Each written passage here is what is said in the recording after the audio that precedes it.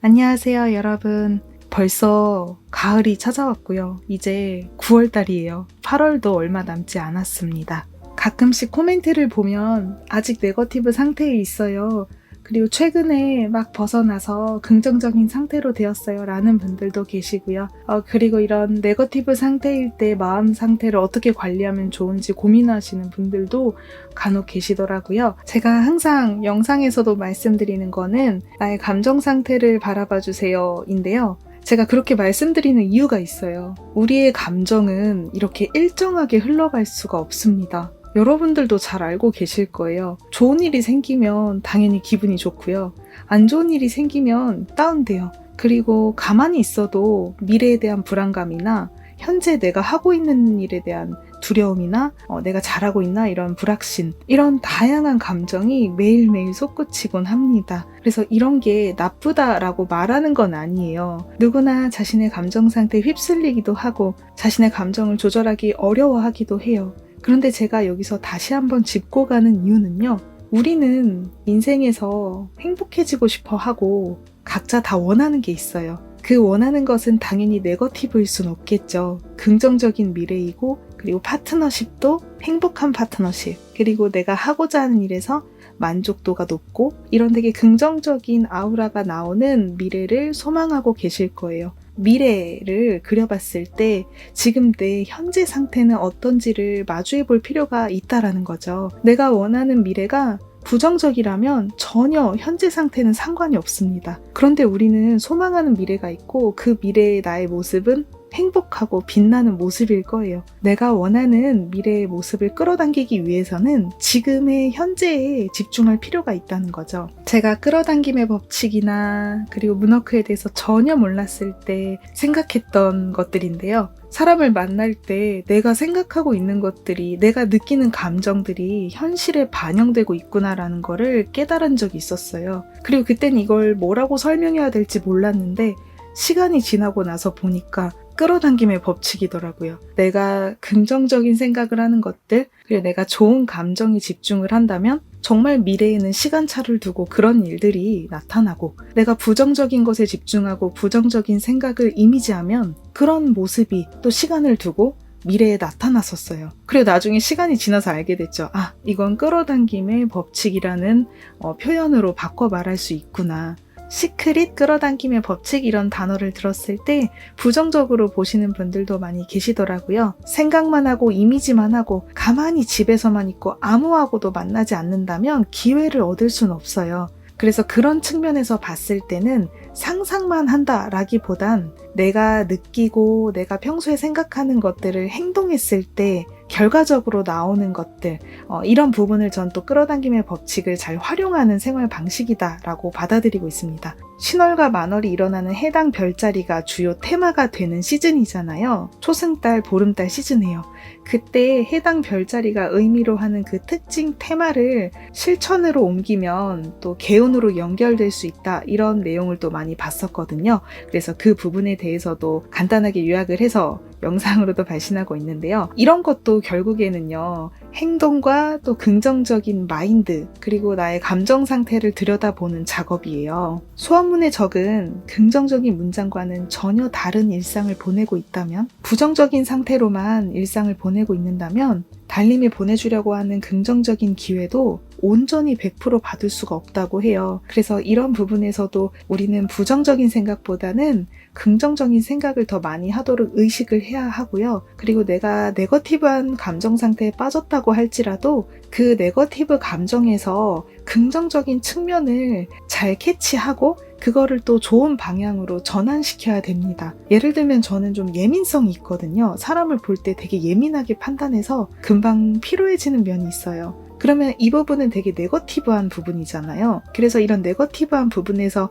긍정적인 부분은 뭘까라고 좀 생각을 해봐요. 위험이나 위기의 순간을 잘 캐치할 수 있다라던가, 사기꾼한테 당하지 않을 수 있는 능력이 있다던가, 이런 나의 좋은 면을 한번 인정해주고 최대한 너무 사람을 예민하게 바라보지 않으려고 좀 노력을 해요. 잠을 많이 자본다거나 아니면 사람이 만나는 시간을 또 제외한 이외의 시간에는 혼자 있는 시간을 좀 많이 가져본다거나 이렇게 좀 긍정적인 생활을 할 수 있도록 엄청 노력을 하고 있습니다. 매일매일 노력을 해요. 스스로 의식을 하지 않으면 그렇게 긍정적인 상태로 가는 게 또 쉬운 일이 아니더라고요. 내가 평소에 의식을 많이 하고 부정적인 상태에 빠질 때마다 방향을 전환하는 연습을 하지 않으면 오늘도 부정적이고 내일도 부정적이고 그런 날들이 또 연속적으로 이어집니다. 그리고 이게 정말 최악인 게 이렇게 계속 부정적인 상태가 유지되면 미래에 내가 그렸던 이미지의 모습이 바뀌기 시작합니다.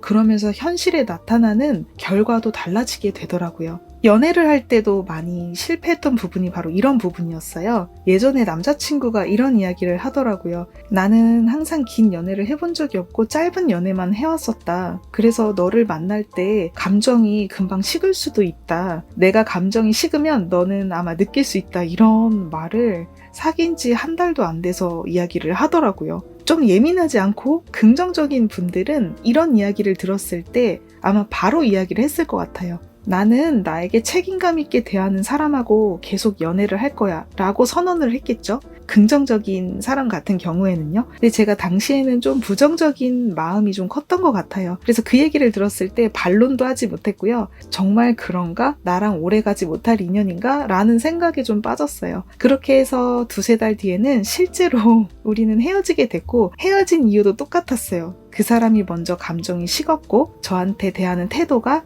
평소와는 달라지기 시작했어요. 그래서 이런 게 되게 비일비재하게 일어나다 보니까 관계 안에서요. 뭐가 문제일까 생각을 해봤어요. 별의별 생각을 하다가 도출해낸 답은요. 바로 나의 감정 상태, 어떻게 생각하느냐에 달려있다라는 것이었죠. 그렇게 생각을 하고 나서부터는 사람 때문에 우는 일은 좀 많이 사라지기 시작한 것 같아요. 나는 이제는 그런 사람을 만나지 않겠다라고 생각을 하니까 그런 사람과 만나는 일들이 줄어들기 시작하더라고요. 그리고 내가 긍정적인 상태로 유지를 하고 있는다면 그렇게 소위 말하는 나쁜 남자, 좋지 않은 남자를 만난다 하더라도 마음이 데이는 경우가 거의 없고 오히려 그런 사람이 긍정적인 사람에게 훨씬 더 매달리기 시작하더라고요. 그래서 제가 더 이렇게 확신을 하게 된 것 같아요. 나의 감정 상태를 정돈하는 게 너무 중요하다라는 것을요. 럭키님들, 지금 어떤 마음 상태에 놓여있든 자책은 하지 마세요. 나의 감정 상태는 지금 바로 직시해서 방향을 서서히 전환하면 되는 거거든요. 힘드시면 푹 주무시고 우울하면 바깥 공기를 쐬시고 힘차게 걸어보시고 제가 얼마 전 영상에서 말씀드렸던 명상 효과가 나오는 생활 실천법 이런 것도 한번 실행해 보시고 내 마음을 긍정적인 상태로 전환할 수 있는 모든 것들을 실행해 보세요. 그런 기반이 됐을 때 내가 꿈꾸는 이미지나 내가 원하는 소망들이 그냥 저절로 이루어지는 경험을 하게 되십니다. 진짜예요. 이거는 인간관계에서도 마찬가지고 내가 원하는 어떤 소망이든 통일되는 부분입니다. 내가 소망하는 목표, 내가 소망하는 소원들이 지금 이쪽에 상위의 레벨에 있다고 할게요. 나는 이렇게 될 거야 라는 단계가 있는데 이 단계까지 나를 끌어올려 주셔야 됩니다. 긍정적인 소원문일 거예요. 분명 좋은 행복한 미래일 거예요. 현재 나의 모습을 이미 그 미래를 이룬 것처럼 만들어 놔야 되는 거죠. 감정 상태, 생활에서 느끼는 생각들 이런 모든 것들을 아예 체인지를 하셔야 됩니다. 당장은 어렵다라고 할지라도 서서히 바꿔나가면서 내가 원하는 미래상에 가까운 마음 상태를 만들어 놔야 되는 것 같아요. 그렇게 했을 때 진짜로 끌려오는 속도도 빠르고 항상 이런 마음 상태를 유지하려고 본인도 의식하고 노력을 하게 됩니다. 부정적인 마음 상태는 언제든 올라올 수 있어요. 또다시 올라올 수 있어요. 그게 인간이거든요. 우리는 옛날부터 위기에 많이 놓여 있었기 때문에 이 위기를 캐치하는 능력이 그냥 장착되어 있어요. 그래서 어쩔 수 없는 부분이지만 내가 원하는 미래를 위해서 스텝 바이 스텝으로라도 이렇게 계속 방향을 전환하는 연습을 해야 되는 것 같습니다. 지금 나의 현재 모습 또한 지금 내가 만들어낸 게 아니라는 거죠. 과거에 어제까지의 내가 느끼고 생각했던 감정의 상태들이 현재의 나를 만든 거예요. 내가 원하는 미래로 나아가기 위해서는 바로 지금 직시하고 내 마음 상태를 바꿔야 되는 것입니다. 이게 마치 적금 같아요. 내가 생각하고 느끼는 것들이 차곡차곡 쌓여서 미래를 만들고 그리고 현재의 나의 이 상태와 상황은 과거의 내가 적금처럼 누적시켜 왔던 것들이라는 거죠. 그런 감정들이 지금의 나를 만든다라는 것입니다. 마음이 힘들고 앞으로 어떻게 해야 될지 모르겠다라고 생각하시고 느끼는 분들은 이거를 꼭 기억을 해주세요. 과거는 과거고 현재는 현재고 미래는 미래인데 과거에 내가 생각했던 것들이 지금 나를 만든 것이고 앞으로의 미래, 내가 원하는 미래를 만들어 나갈 때는 과거는 전혀 중요하지 않습니다. 지금 당장 나의 현재 상태를 바꾸는 게 가장 중요하다라는 거, 이걸 기억해 주시면 오늘 여러분들이 어떤 감정 상태로 지내는 게 좋을지 힌트가 될 거라고 생각합니다. 이제 가을로 바뀌는 시즌에 있기 때문에 우리의 몸 상태, 마음 상태 이런 전환기에 놓였을 때는 더더욱 관리를 잘 하셔야 됩니다. 지난번 처녀자리 신월이 바로 의미하는 테마가 이거였었죠. 나의 몸과 마음의 컨디션을 잘 관리하는 사람이 좋은 운도 끌어당길 수 있다라는 거. 다음 영상에서도 좋은 이야기로 또 인사드릴게요. 오늘 하루 마무리 잘 하시고요. 내일도 기분 좋은 하루 보내시길 바랄게요. 감사합니다.